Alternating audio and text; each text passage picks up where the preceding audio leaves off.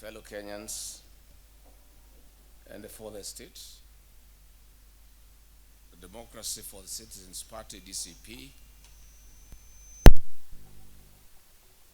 to present the 2026-2027 alternative budget for consideration by the people of Kenya. The title of this presentation is "A Government Waging an Economic War Against its People." Fellow Kenyans, great nations and great economies are built through strategic and visionary leadership, intentional production, ethical and disciplined leadership, institutional stability, industrialization, and a collective national purpose. When these key factors lack in a nation, a country fails. Why do I say this? The government of Mr. William Ruto will present the budget estimates for the next financial year on Thursday, 11th June 2026. Later on, the Finance Bill 2026/2027 will be tabled to the National Assembly for debate. But what is in this budget and Finance Bill for Wanjiku? Both are a twin evil. The Finance Bill 2026 is taxing Kenyans into poverty. It is a killer and a threat to common mwananchi. It will break households while stifling the freedom of Kenyans and violating the very soul of our nation. The Constitution of Kenya 2010. It is a budget for a 50 regime billionaires and 1 trillionaire out of our sweat and blood. The two documents are not a rescue plan for the common mwananchi, but an increased tax burden on workers, consumers, farmers, businesses, manufacturers, SMEs, border operators, mama mbogas, and the youth who are the very soul of our nation. In my remarks, I will demonstrate how this is so. We, the Democracy for the Citizens Party, DCP, affirm that a national budget must be a plan for prosperity, a blueprint for opportunity, and a statement that gives priority to the people and not a cake for a few elites. We strongly hold that a people-centered budget must give priority to affordable food, access to education, affordable health care, affordable farm inputs, support small and medium enterprises, and support household savings and expand opportunities for our young people. Additionally, it must fully adhere to the Constitution of Kenya, and in particular Articles 220 and 221 on public participation. This budget does none of this. In fact, it does the exact opposite by violating the Constitution and in fact waging a terrifying economic war against the people of Kenya. Dear Kenyans, the budget estimates before us at Kenya shillings 4.82 trillion is completely out of touch with Wanjiku. The projected revenue is about Kenya shillings 3.67 trillion, leaving a deficit of Kenya shillings 1.144 trillion. We have a clueless regime led by an elite cabal that continues to vomit on our feet and display their ill-gotten wealth. They are presenting to us, the people of Kenya, a budget with an intention to borrow Kenya shillings 3.13 billion per day. This, in simple terms, translates to an average borrowing spree of Kenya shillings 125 million per hour. This is the money you see roofing State House, traveling overseas in luxurious jets, being dished at State House to bribe voters, and in UDA campaign rallies, while the balances are blown in helicopters, in needless flights and charters. What if this money was channeled to our schools, hospitals, and road infrastructure to achieve a multiplier effect in the economy? Reports have shown that this government steals Kenya shillings 3 billion per day. Ironically, the same government borrows 3.14 billion per day. Why borrow to steal? Why can't you even steal less if at all you have to? What a regime. But first, we pose a fundamental question and state an undeniable fact. Over the last 4 years, the Ruto regime has taxed and illegally levied hardworking Kenyans a whopping 8.7 trillion Kenya shillings. Further, they have borrowed a whole 4.2 trillion Kenya shillings. Please show us the corresponding development projects. Where is the impact on Wanjiko? Fellow Kenyans, further, our country is trapped in a dangerous borrowing cycle. The Grand Coalition government under the late President Mwai Kibaki, the greatest president of our time, borrowed Kenya shillings 1.3 trillion in 10 years. The Jubilee government under President Uhuru Kenyatta borrowed 6.7 trillion in 10 years. This regime, a one-man show, has borrowed 4.2 trillion in 3 years. Today, as we speak, our public debt stands at 13 trillion Kenya shillings. The debt to GDP ratio is at 72.4%, which is far beyond the legal ceiling set by the Public Finance Management Act 2023. Ordinarily, a ratio of 55% debt to the GDP should guide fiscal restraint. But more troubling is the fact that interest on debt is currently at 1.3 trillion Kenya shillings per year. This is 79% of our revenue. The interest on debt has become the largest consumer of public revenue.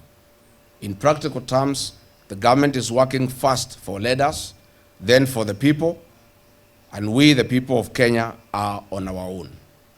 Dear Kenyans, I have been on record several times on the crisis our nation is in. Out of the 4.2 trillion Kenya shillings borrowed recklessly by this regime, only Kenya shillings 1.9 trillion went to the development expenditure. This is in direct contravention of Article 211 Constitution of Kenya. It also contravenes Section 152C of the PMF Act that prohibits the government from borrowing for current expenditures. What kind of a household borrows a loan from a bank to buy food? To make the matters worse, the budget statement to be read next week proposes to borrow an additional 1.114 trillion Kenya shillings. Out of this, only 700 billion Kenya shillings will be spent on development. Where is the Kenya shillings 400 billion? This is budgeted corruption. In the financial year 2024-25, the government targeted to raise 2.75 trillion Kenya shillings, but collected only 2.26 trillion Kenya shillings. The revenue target was missed by Kenya shillings 487 billion. Why? In the financial year 2025-2026, the target was raised to Kenya shillings 2.92 trillion. The collections are at only Kenya shillings 2.04 trillion, leaving a shortfall of Kenya shillings 877 billion. Despite this persistent underperformance, the government is projecting tax revenues of Kenya shillings 2.86 trillion in the financial year 2026-2027. We are well advised that a realistic projection on revenue collections will be at 2.29 trillion Kenya shillings. Kenyans should expect a worse tax regime midway and lots of failed promises as usual.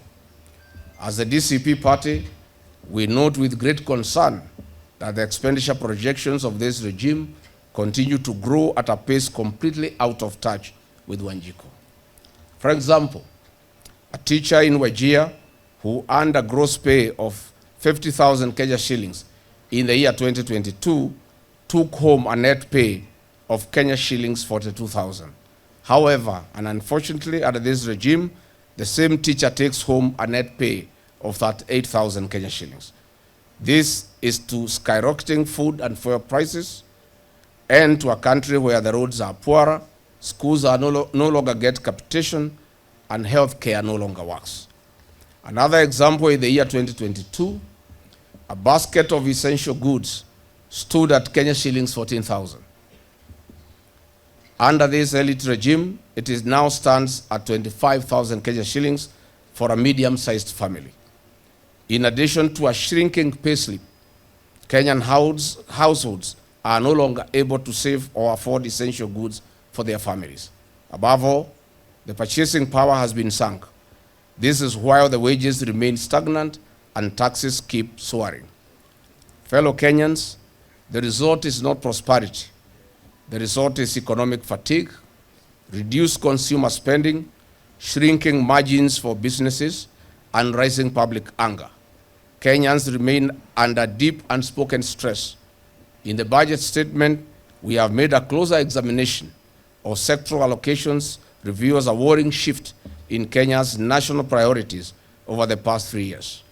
Unfortunately, the current bill leans too heavily toward extracting more from an already strained economy, while doing too little to address the structural weaknesses that continue to undermine growth and prosperity. The finance bill represents a continuation of a failed philosophy. Whenever revenue targets are set, the government responds by introducing new taxes, new levies, new compliance obligations, and new penalties instead of confronting waste, corruption, and inefficiency within government itself. The danger is clear. Kenya cannot tax its way to prosperity. As Winston Churchill argued, a nation trying to tax itself into prosperity is like a man standing in a bucket and trying to lift himself up by the handle.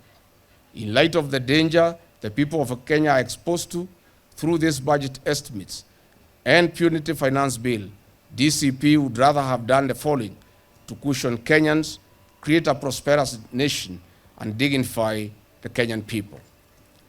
1, immediately we would stop the housing levy deductions to give relief to the payslip, return dignity to the employed, and extra expenses on employers. 2, we would propose that the government cuts wasteful and non-essential expenditure. State machinery must tighten its own belt before it demands sacrifice from the public. What is Kenya shillings 17 billion allocation to State House stand for? We would reduce it to Kenya shillings 3 billion. Thirdly, debt growth must be slowed, and then disciplined borrowing must be linked to high impact development, not recurrent consumption. Kenya must move toward a more sustainable fiscal posture with a credible plan to reduce the deficit over time. Fourthly, education, agriculture, and health must be protected as priority sectors. Agriculture should be funded as the engine of food security, rural employment, and lower inflation. Health should be funded as a core human right and an investment in productivity. 5, the government should pay pending bills to businesses and suppliers. That would restore liquidity, support SMEs, and stimulate activity across the economy. 6, taxation must be broadened fairly rather than imposed repeatedly on the same shrinking base. Compliance should be improved through modernization, transparency, and trust, not through punitive pressure on households already stretched to the limit. 7, Parliament must claim its oversight role. Budgets should be interrogated line by line, not passed as routine exercise. The legislature must insist on accountability, realistic revenue assumptions, and the protection of vulnerable sectors. Oversight is not obstruction, it is stewardship. Finally, the government must restore accountability. Every shilling spent should be explainable. Every project should be measurable. Every ministry should be held to performance, not rhetoric. In addition to the above, we would structure the budget as follows. Reduce the entire budget from Kenya shillings 4.8 trillion to Kenya shillings 3.7 trillion. In agriculture, we would increase from 97 billion to 300 billion. Health increase from 167.4 billion to 450 billion. Public administration, we would reduce from 354.9 billion to 250 billion. And borrowing, we would reduce from 1.44 trillion to zero borrowing. As DCP, we demand as follows. First, we demand a significant increase in funding for agriculture and healthcare, as I've already explained. Agriculture currently receives only 2.0% of the national budget, despite employing the majority of Kenyans and driving food security. We call for a progressive increase to at least 6% of the budget, approximately 300 billion Kenya shillings, as an immediate step towards achieving the 10% Maputo Declaration target. These resources should be directed toward irrigation, extension services, fertilizer support, value addition, storage facilities, aggregation centers, and market access to farmers. Health currently receives only 3.5% of the budget, far below the 15% Abuja Declaration target. We demand an increase to at least 9.5% of the budget to strengthen the county hospitals, improve staffing, ensure medicine availability, and make healthcare affordable and accessible for Kenyans. Secondly, we demand a reduction in administrative and recurrent expenditure. Public administration currently consumes approximately 354.9 billion, while State House and other administrative expenditures continue to grow. The government must lead by example by reducing non-essential travel, hospitality, consultancies, duplication of agencies, and other administrative overheads. We propose a minimum 30% reduction, that's about 150 billion, in non-essential administrative expenditure, with the savings redirected to agriculture, health, education, and job creation. Thirdly, we demand realistic and credible revenue targets. For 3 consecutive years, the government has allocated only 80% of its projected tax revenues. Yet it continues to budget on increasingly ambitious assumptions.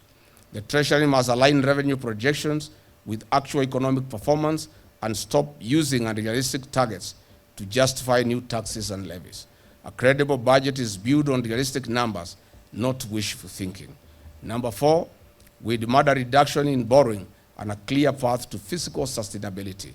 The 2026-2027 budget proposes a deficit of approximately 1.144 trillion, financed entirely through new debt. Kenya's public debt has already reached Kenya shillings 13 trillion, while debt servicing consumes more than half of government revenues. We call for a balanced budget with zero provision for new debt. Fellow Kenyans, if our country is to recover, we need a national reset built on discipline, fairness, and productive investment. This means restoring confidence in public finance. It means using public money to unlock private activity rather than crowd it out. It means making agriculture profitable, healthcare accessible, education effective, and business financing affordable. It also means understanding that economic growth is not created by slogans. Growth comes from productivity. It comes from predictable policy. It comes from trust between the state and citizens. It comes from a government that spends with restraint and plans with honesty. We demand a budget that puts people before politics and production before consumption. Kenya's future depends not on how much the government spends, but on how wisely it spends it. The farmer, the young people, the teacher, the healthcare worker, the entrepreneur, the police, and the civil servants searching for opportunities must once again become the center of national economic policy. We call on all elected representatives of the people to listen to the people and reject in total this budget estimate and finance bill 2026-2027. Fellow Kenyans, this budget should have been an opportunity to reset our fiscal path. Instead, it risks deepening the same pattern of debt dependence, weak priorities, and citizen frustration. We reject the idea that the national development is achieved by taxing people more while protecting inefficiency. We reject the idea that debt is an alternative to discipline. We reject the idea that a government can build prosperity by ignoring its citizens. The future of Kenya will not be built by a budget that feeds bureaucracy. It will be built by a budget that empowers production, protects the vulnerable, rewards honesty, and places people before politics. That is the Kenya we deserve. That is the Kenya we must demand. And that is the Kenya that we must build. Finally, I urge the people of Kenya that we remain vigilant. We must call out our elected leaders supporting this reckless budget estimate and punitive Finance Bill 2026-27. Keep a record of all those who will stand with the Kenyan people and those who will stand with this reckless proposal and regime. The day of reckoning is 10th August 2027. God bless you, God bless Kenya, and thank you. Kenya's priority sectors are education, health, and agriculture. These sectors touch every Kenyan and every facet of our lives. Previous informed and caring governments gave priority and adequate funding to these sectors. During the Grand Coalition administration, education continuously received between 20 and 25% of the national budget, making it one of the government's highest priorities. Under the Jubilee administration of President Uhuru Kenyatta, education remained a major priority, receiving between 24 to 27% of the national budget. Under Mr. William Ruto, education funding has fallen to 16.2% of the budget. This drop is felt directly by the parents who are being forced to pay for primary and secondary education, school, college, and university education. The gains made in free primary and free day secondary school education are all being blown into oblivion. What is the future of our children? Why is this regime at war with our children and our youth? Why are you killing our future? Under the budget estimates of 2025-2026 financial year, agriculture remains at crossroads. Traditionally, agriculture has been the backbone of our economy. The sector has been traditionally been receiving between 4% to 6%. Under this regime, agriculture has been grossly defunded. Only 2% of the total budget has been allocated to this sector. This is despite the fact that this sector employs a majority of the population and remains the socio-economic backbone of our rural livelihoods. Mr. President, why are you defunding agriculture? Did you consult the over 7.1 million registered farmers and the 40% of the total population and nearly 70% of the rural workforce depending on agriculture? On matters health, the sector has historically received between 6 to 8% of the total budget. Unfortunately and painfully, under the current budget estimates, the sector has been allocated a portly 3.5% of the total budget. This is despite the fact that Kenyans are paying more taxes and higher share deductions than ever before. What is more important to citizens of any nation if not healthcare? A healthy nation is a wealthy nation. In any case, a nation's greatest resource is its people.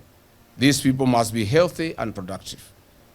Despite suffocating critical sectors, the government continues to increase allocations to non-essential expenditures. The presidency and State House have continued to expand up to 17 billion in this year's budget. This is funding opulence and corruption. What does State House need Kenya shillings 17 billion for? Are there schools and hospitals in State House? Fellow Kenyans, between the 2022 to 2026, allocation to the security docket steadily rose from Kenya shillings 318 billion to Kenya shillings 567 billion, an increase of Kenya shillings 249 billion without corresponding improvement in securing the people of Kenya and our territory. Why this sharp increase? Why do we still have Jubilant forces still occupying Mandera County and harassing Kenyans? why are goons working alongside the National Police Service? In recent months, the government has continued to channel billions in travel, hospitality, and administrative overheads, where ordinary Kenyans are being asked to sacrifice more. Official supplementary estimates show that Kenya shillings 8.4 billion was allocated to State House alone for hospitality, domestic travel, and vehicle operations, while the Controller of Budget flagged Kenya shillings 10.8 billion in travel spending in just 6 months. At the broader level, the current expenditure continues to dominate the budget. Approximately Kenya shillings 1.2 trillion has been allocated for operations and maintenance across government, while Kenya shillings 1.3 trillion is consumed by loan interest payments. As a result, development priorities continue to be squeezed. On the debt management, why is this regime in an open violation of Article 211 of the Constitution of Kenya 2010 and Section 15(2)(c) of the PMF Act 2012 that strictly prohibits the financing of recurrent expenditure using debt? We note that the Grand Coalition government borrowed an average of 200 billion annually. The Jubilee government borrowed an average of 700 billion annually. This regime borrows an average of Kenya shillings 1.4 trillion annually with no corresponding development or services. Dear Kenyans, let us now look at the Punitive Finance Bill 2026-2027. This is the worst finance bill in the history of Kenya. It does not deserve the light of the day. The bill is deeply detrimental. It increases heavy taxation pressure, doubles compliance pressure, and escalates household costs. We thought it would have been expanded the economy and cushioned the ordinary mwananchi. Our first concern is the continued pursuit of unrealistic revenue targets, despite a history of persistent underperformance and an underperforming economy. The government revenue collections have consistently fallen short of targets, yet the response has been to introduce new taxes and illegal levies rather than addressing inefficiencies, broadening the tax base, or stimulating economic growth. This creates a cycle where businesses and citizens are repeatedly asked to shoulder a heavier burden to compensate for unrealistic fiscal planning. The second concern is a proposal to move certain products from zero-rated to VAT-exempt status, including solar products, electric mobility equipment, locally assembled mobile phones, and animal feeds. While this may appear neutral on paper, it effectively increases costs because producers can no longer recover input VAT. The inevitable result is higher prices for consumers, farmers, and businesses. At a time when Kenya should be encouraging renewable energy, agricultural productivity, and digital inclusion, these proposals move in the opposite direction. The proposed 16% VAT on digital payment service provider commissions is another regressive measure. Kenya has become a global leader in financial inclusion because mobile money and digital payments have reduced transaction costs and expanded access to financial services. There will be more pain at Mpesa shops and ATM machines. Taxing these services will increase costs for traders, SMEs, schools, hospitals, and ordinary citizens who rely on mobile payments. And ultimately, these costs will be passed on to the consumers and could reverse years of progress in financial inclusion. Further, the proposal to increase excess duty on mobile phones from 10% to 25% is particularly damaging to young people and low-income households. Mobile phones are no longer luxury goods. They are essential tools for education, businesses, communication, financial services, content creation for youth and the Gen Zs, and job searching. Increasing their costs will widen the digital divide and disproportionately affect students, entrepreneurs, and rural communities. We certainly know the finance bill also proposes a 30% growth withholding tax for what is called non-resident landlords, but effectively it affects the Kenyans in diaspora. While intended to raise revenue, The practical effect is likely to be higher rents for businesses and commercial tenants as landlords pass these costs to occupiers. This will increase operating costs for businesses and contribute to higher consumer prices. This is unfairly targeting our diaspora communities who should be investing back home while they work abroad. Where do you want these Kenyans to retire to? Or where do you want them to invest? Equally concerning is a proposal introducing a 60% minimum deemed dividend threshold. This measure risks penalizing businesses that retain earnings for expansion, working capital, debt repayment, and an investment. Rather than encouraging growth and job creation, firms will be forced to distribute funds that would otherwise be used for investment. From a governance perspective, one of the most troubling provisions is the proposed removal of protections against agency notices during active tax appeals.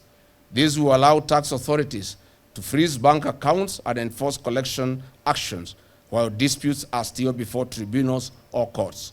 Such powers will cripple businesses before they have an opportunity to be heard, undermining due process, investor confidence, and the constitutional principle of fair administrative action. The finance bill further proposes tax filing timelines from June 30th to April 30th and introduces stricter objection deadlines, which include weekends and public holidays, increasing compliance costs for businesses and taxpayers.